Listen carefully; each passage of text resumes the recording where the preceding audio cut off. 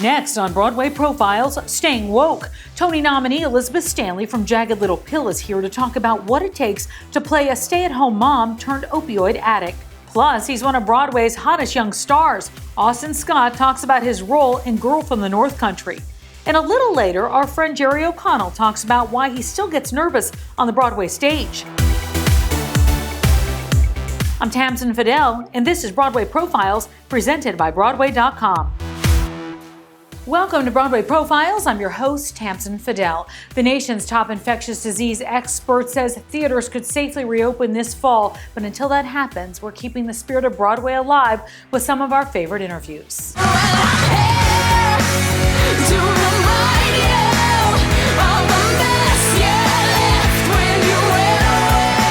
We're celebrating shows like Jagged Little Pill with 15 Tony nominations. It's the most celebrated show of the COVID-shortened season.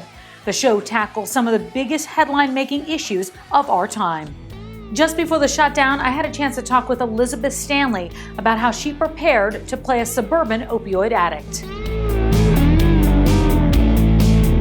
Talk a little bit about your role in Jagged Little Pill. So I play Mary Jane Healy, aka MJ, who is a bit of a super mom, who's really concerned with making sure everyone thinks that she's got it all together. But she's really struggling with some really dark things, and I think it all comes to a head.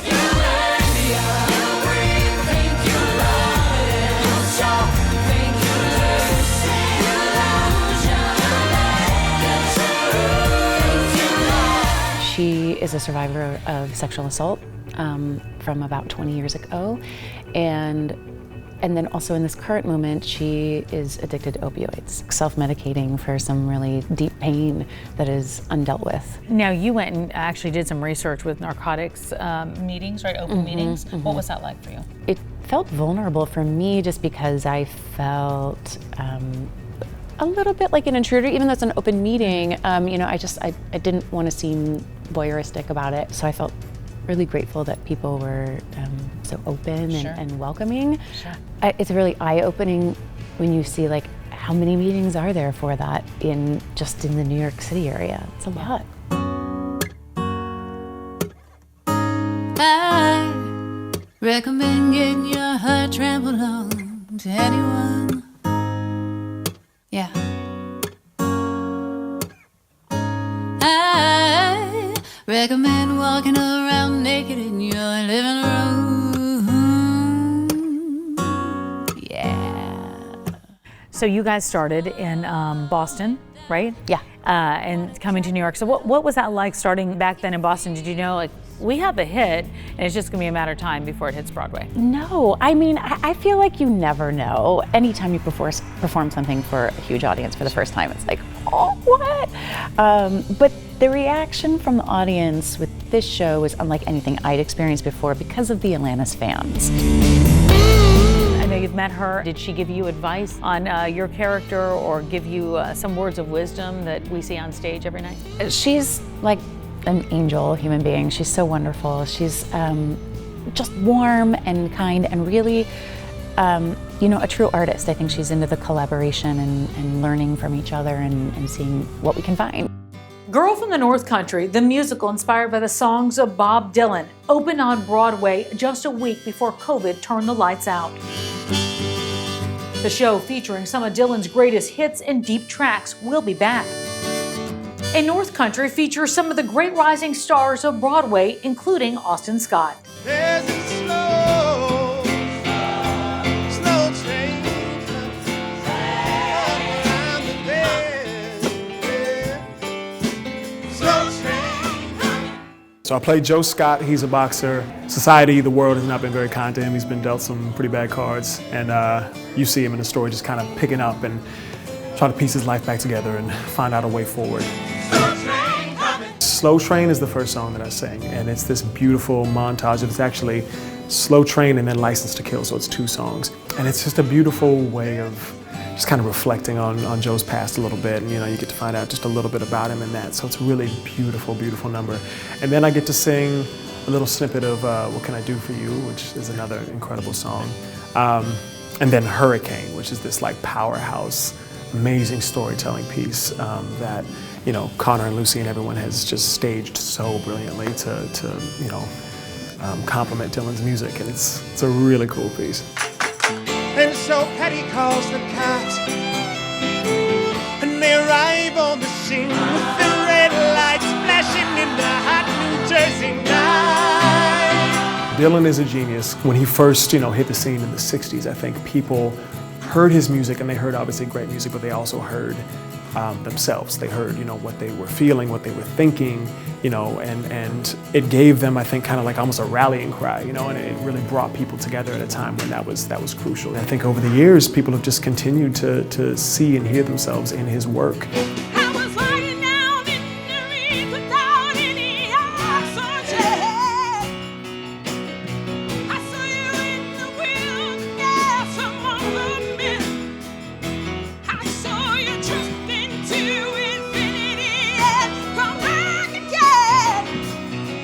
Conor McPherson is also a genius, and he has picked, I think, the perfect songs to do what he intends to do, which I think is use Dylan's music to kind of highlight moods and emotions and circumstances, you know, almost as if like if these characters had a soundtrack to their life. That's kind of what it feels like to me. The revival of West Side Story opened on Broadway just weeks before the shutdown, and it's a darker and grittier telling than ever before. It's another show that will return in 2021.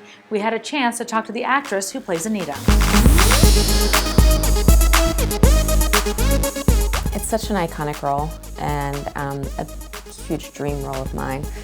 So when I got the call about doing this, I had a panic attack. You know, such beautiful, legendary women have done it, and so stepping into those shoes feels like almost too big for me.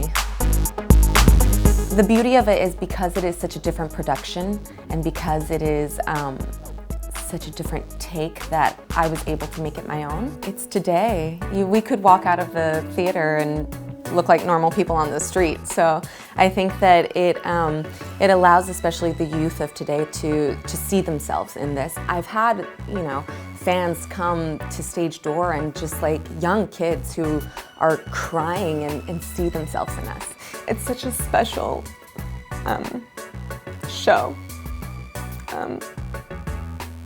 It's the first show where I saw such strong Latina women in it, and also like my community being represented, and so it's just really special, and I carry it very deep within me. There's still a whole lot more to talk about on this edition of Broadway Profiles. Coming up, Jerry O'Connell talks about one of his favorite Broadway hotspots. Plus, we're going to get to know one of Broadway's rising stars in our latest fresh-faced profile. I'm Tamsen Fadal, and you're watching Broadway Profiles.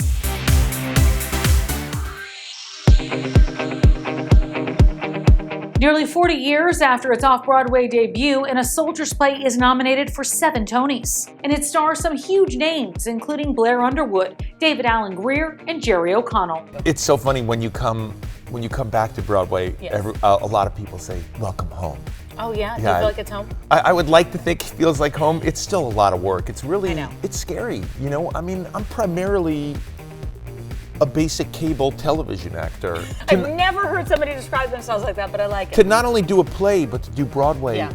I still get nervous every night. Do you really? Yeah, I get nervous every night. I think about that. I think, like, do you get nervous, or does it just kind of roll off your tongue and you're just kind of, you know? Well, I get nervous for a couple of reasons, because I'm in a soldier's play, and the play opens with a really cool musical number, and then it opens with me basically berating 10 men in a platoon for 10 minutes. Yes. And so I have 10 minutes of dialogue where I'm yelling at men as a captain, and 600 hours. It was not the Jerry I know. For me, I would never speak or act that way around anyone. Take off those sunglasses. I intend to carry out my orders, and I like these glasses. They're like MacArthur's. Afterwards, when you meet people, Right. you know, we always like sign the playbills afterwards right outside the stage door. I do find myself apologizing for my character. Do you really? I do. No, say, I "Listen, get that's not it." me. I was wondering about this afterwards, when you're out, you know, after you're done. Do you guys have a time to kind of reconnect as people because of the subject that is going on that I stage? will say this, when I'm on Broadway, David Alan Grier and I love going to Bar Centrale. For those who don't know, that's the hidden bar on Broadway. When David Alan Grier and I went there after the show, I called my wife, but my wife was like, I don't know where it is, I'm outside. And I was like, it's the door, just go up the stairs. And it's hidden. And so my wife came in and we were so excited to get in there. You know what's so funny is I have two daughters who are 11. They've shown interest in drama. You know, Right. they're in. Do they think you're cool? I don't think they think I'm cool, but the one time they do think I'm cool is when they come see me on Broadway. My wife, who was sitting with them, said it's crazy to watch how excited they get, because the rest of the time they're like, Dad, shut up. I don't like listening to your music. You guys are just like, you're just a normal family, and I love that. The people that pop through, that come through, are the people that are real, and you're real. I am pretty real. I did take the subway here. I know you do. You take the subway all the time. Do people come up to you all the time, or they? No, no one knows who I am. No, occasionally someone will come up to me and go, are you Jason Bateman? And I'll say yes. This past season's production featured what could be some of the biggest stars of our time, including Nnamdi Asomugha. He's tonight's fresh face. I was born in Lafayette, Louisiana, but moved to Los Angeles when I was 3. But I think from the time I was 8 months, I was flying back and forth to Nigeria. It was very important for my parents that we always went back. Their parents were there, their brothers and sisters, and things like that. I started in the NFL as a free safety, so that's a completely different position from cornerback, which I was moved to. And I had to learn a brand new position when I got to the NFL. And I had to learn it on the most difficult place at the time to play that position, which was with the Oakland Raiders. At the end of my second year, into my third year, it really started to click. It was just like completely gratifying, I think, for me, because I saw the journey of what it took to get to that point. I was probably in the middle of my career in the NFL when I started to think, what should the next avenue be? And I thought initially that it was going to be in broadcasting, but then started to fall in love with acting just by doing commercials and getting encouragement from people in the business to continue to pursue it. That's when I knew that this was going to be something that I was going to try when I finished playing, the end of 2013-2014 season. For a lot of people in the business, you don't see a football player and think vulnerability. The first instinct isn't, let me hire that football player to play this vulnerable character, because the thought is there's no way they're gonna reach it. You have to work at it like anything else. I started taking classes and I just started to find other ways to open up and be as vulnerable and as open an actor as possible. She went from the soccer field to the Broadway stage. When we come back, we're talking to one of the rising stars of Chicago about why she's just gotta dance. I'm Tamsen Fadal, and you're watching Broadway Profiles.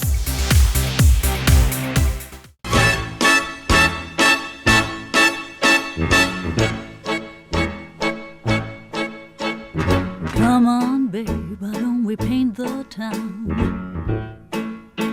And all that jazz on. It's the longest running American musical in Broadway history, and after nearly 25 years, it still features some of the best dancers on the Broadway stage. Mary Claire King plays Liz, one of the killer ladies on Murderous Row. We talked to her about why she's just gotta dance. Hi, my name is Mary Claire King. I grew up in a small city called Columbus, Indiana, not Ohio. I first started dancing when I was super young, like 4 or 5. My best friend Sarah Walt was doing it, so I wanted to be with her. But turns out the first year, I couldn't make it through the class because it was during my nap time, so I actually had to bail in the first year. And I came back the next year and I made it through that time. For most of my young life, I really took a departure and I played travel soccer for over 10 years. So I also peppered in basketball, I ran hurdles and track. I tried everything except for swimming. And I didn't really get back to dance until my second year of high school. I was always in a professional children's choir, actually, so I basically came out of the womb singing. We took a trip to New York City when I was in 6th grade, and I was in love with the art form. I was so blown away by the choreography and the spectacle of it. It took a few more years, but eventually I hung up the cleats in the middle of high school to pursue theater.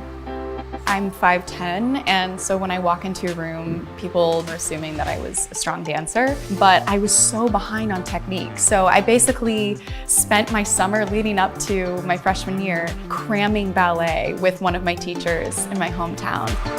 I came back to this city for a brief period of time before graduation, and I auditioned for the non-union First National Tour of Catch Me If You Can, and I got it. It was the best day of my life. I'll never forget getting that call. I started running. I just couldn't stop running. I was so excited. I was calling my mom, and I was running down the streets of New York. It was the highest excitement I'd ever experienced in my life.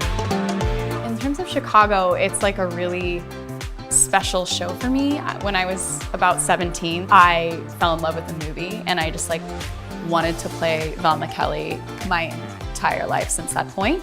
And I got to make my Velma Kelly debut, which was so exciting. Since that time, I've been really excited to immerse myself in FOSSE choreography and this style of show. It's really, really special that I'm now a part of this legacy.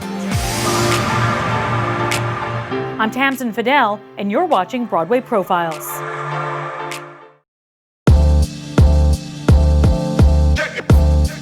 All right, for the latest Broadway news and buzz, let's go ahead and send things over to Broadway.com's editor-in-chief, Paul Wontorek. Hi, Paul. Thanks, Tamsen.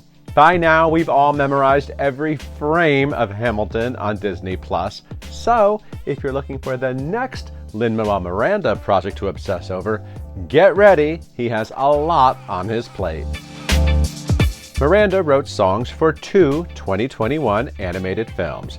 Vivo is up first, an animated musical from Sony Pictures. It's about a kinkajou, also known as a honey bear, that travels from Havana to Miami. And then there's Encanto, Disney's holiday release about a magical family in Colombia and the young daughter trying to find her own powers. And of course, we can't wait to hear the new songs Miranda has collaborated on with Alan Menken for the live-action version of The Little Mermaid, directed by Rob Marshall. Lin is also making his directorial debut with Tick, Tick, Boom for Netflix.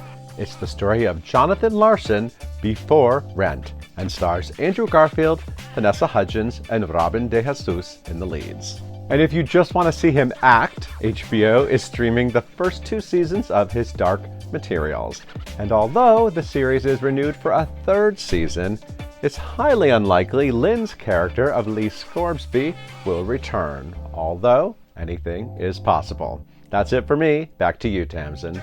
Wicked is one of our longest-running musicals and one of the shows guaranteed to return when Broadway comes back. I've heard it said that people come into our lives for a reason. The current stars of Wicked lent their voices to a music video thanking our first responders and our frontline workers. Gina Claire Mason plays Glinda in Wicked. It's her dream role, and I know she can't wait to come back. But she's still doing amazing work right now with kids, even though she can't be on stage. Check it out. All right, so let's talk a little bit about it. How are you spending your quarantine time? So I've been teaching a number of master classes, and something I've been talking about with kids is rest, the things that we can be doing. What is restful, what is creatively inspiring, and what is fun. You know, there's one school I'm working with in particular, Franklin Brentwood Arts Academy. They're based out of Nashville, and I was their first student in the 5th grade. So it feels really sweet to work with them and know that these kids are growing up in the same area that I grew up, to feel like I'm able to give back in that way, especially during this time, and encourage them through this season of slowness.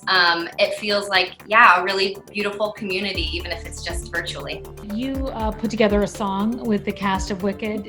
Say thank you to the heroes of all of this, who I think we certainly look at the healthcare workers and nurses and doctors and just everybody essential, so different these days. I remember sitting in the guest room next door and feeling like, what is this gonna be like? I had the audio track playing in my ear, and so I recorded mine first. They sent my take to Lindsay, who's on the West Coast right now, and she put the audio in her ear with the track and with me and sang along to that, so we could kind of create that unison.